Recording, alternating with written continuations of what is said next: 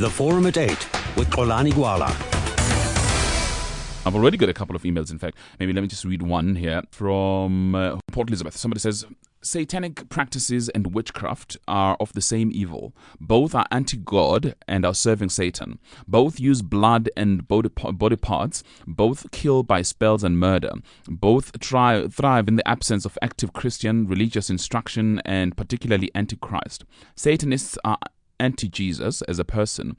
It is a dark, secretive sect of people who worship Satan and belong to underground in every city throughout South Africa. It is highly structured with high priests and sacrifices of animals and humans. It is ruled by fear and power over people and a devotion to Satan by such sacrifices. That is M. Schoolman. Let me find out from my guest then. Adele Neverling, an expert on Satanism, here with me in the studio. Adele, good morning to you. Good morning. Is this true what this person is saying on email? Partially, yes. It's very much alive. It's brewing, especially in South Africa. Is it growing? Very much. But yes. what is the attraction? I believe maybe in the past it was power. I don't really think the attraction is power. I think it's all about self-gratification, proving yourself, belonging to a group, feeling comfortable where you are, and maybe also it's not very much about accountability and taking responsibility, because many people that's involved in Satanism, they kind of can just let go when it comes to their desires and pleasures. Tell me more. What does that mean? A lot of sexual stuff happening. So it's like we don't have to have morals very much. And yeah, so I think that's what it's all about. Right, let me introduce my other guest then, Eric, who is the head of the Church of Satan in South Africa. Eric, good morning to you. Good morning to you. Thank you. Eric, what are the basic principles of Satanism? What is it that guides Satanism? Satanism is basically a religion of, call it self-development, in the sense that you try to develop the will in a person, usually in yourself, which is not to be confused with willpower. That's a totally different subject, which is more psychological. The will is the ability to direct and influence events according to what you need to, or what you need the outcome to be. There is a religious aspect to it, there's a magical aspect to it, and there's a ritualistic aspect to it. But why the blood, the darkness, secretiveness? Why is that? Why is it such a big part of this religion? That is largely a misconception that blood is a major part of the religion. It actually plays a very, very small role in a way that it is normally portrayed, sacrifice and all of that. That is a complete misconception, partly fueled by popular media, fantasy, fiction, things like that. It doesn't happen in everyday life. Let me also introduce Colonel Henny De Jager. He is the coordinator of the cult investigations here in Gauteng. Colonel De Jager, good morning. Adele has just pointed out that Satanism is growing in this country. Is that your thought? Is that your view as well? I can't actually say it's growing, but the reported cases are in the increase, not only at SAPS, because I'm also a registered specialist counselor and work after hours as well with victims and survivors and also the families of people, and the number that is reported is increasing, yeah.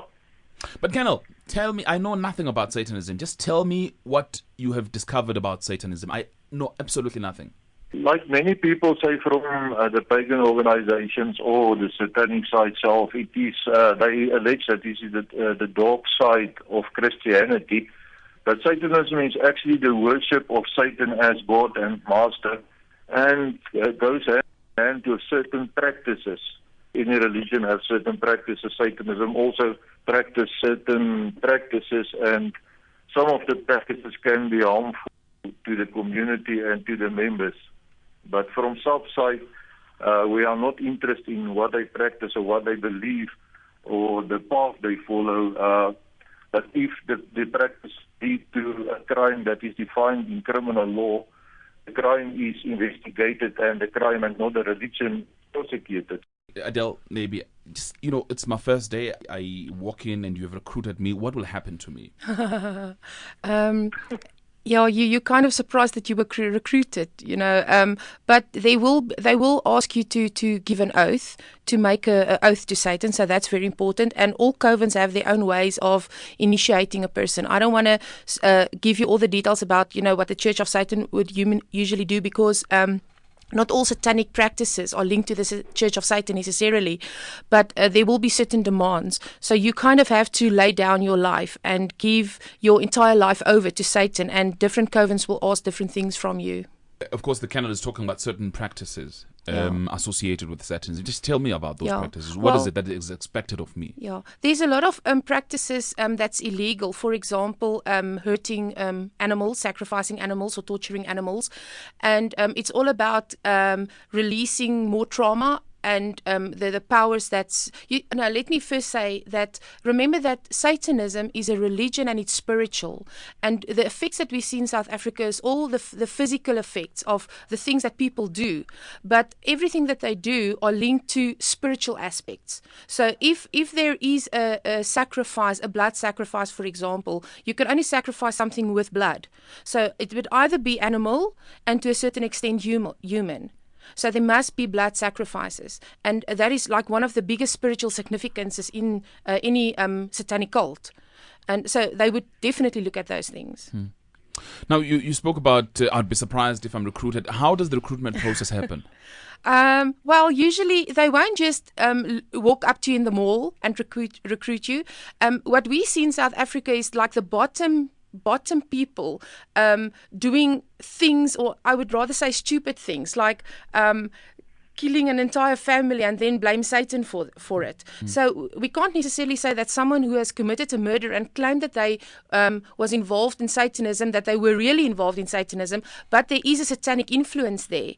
And that person, I believe that recruitment starts spiritually first.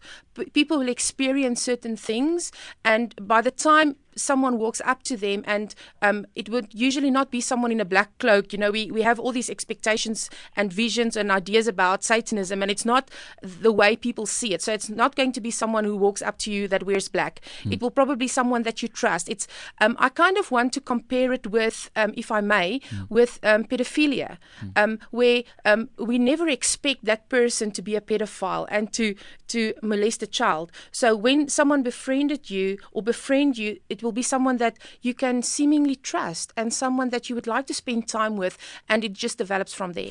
Which again goes back to the issue of secrecy, that there's a lot of secrecy involved. You Definitely. do not know who is a Satanist and who is not. I agree. But why? with you. Is it part of the religion that there should be that kind of Definitely. secrecy? I mean, if I know that there's a house on the corner street here and it's a satanic church, how many people will actually go there and pray against them and stand up against them? Where they're way more powerful spiritually to be hidden because they have to do their work than to expose themselves. But where do they gather? I mean, there are churches for other churches, for other religions and so on. There are mosques, there are all sorts of things. But how do the Satanists gather? At the houses of the members, usually very influential members. They would usually get together there. And then there was a stage in 1991 when I was still involved in Satanism in the little Free State dorpie of Parijs. And there were 9 satanic churches there, physical churches, when I was there. So I could tell you exactly, in this street, this number, there's a church. You go down this other street, there's another church. So it was open. You just know what to look for. But you see, that's also a very interesting thing, because you were involved for about 18 years. And you now reformed, so to speak. I'm reformed. What happened? I met the spiritual opposition of Satanism, which is Jesus Christ. How? I had an experience actually on a satanic altar, and where I experienced God, and then very much, I think about 3 years after that, I was the Satanic Church gave me. I was actually supposed to go and kill Pastor Mark Bredenkamp and assassinate him and sacrifice him, and I couldn't kill him that night because of all the influences and his protection. And then I ended up kidnapping his son, and I wanted to sacrifice his 8-year-old child, and he just stopped everything, and the child was miraculously saved. Wait, you're confusing me. Where did the instruction come from? From our coven, from our church, the church that I was involved in at that stage. So somebody gives you an instruction. That's right. That you've got to go and sacrifice that person. You see, that man was and is on every assassination list, in every coven. So, I mean, everyone wanted him dead. Why? Because he was a threat to the kingdom of darkness. He would like go and take children off the Satanic altar while they were busy with the sacrifice. And he irritated them.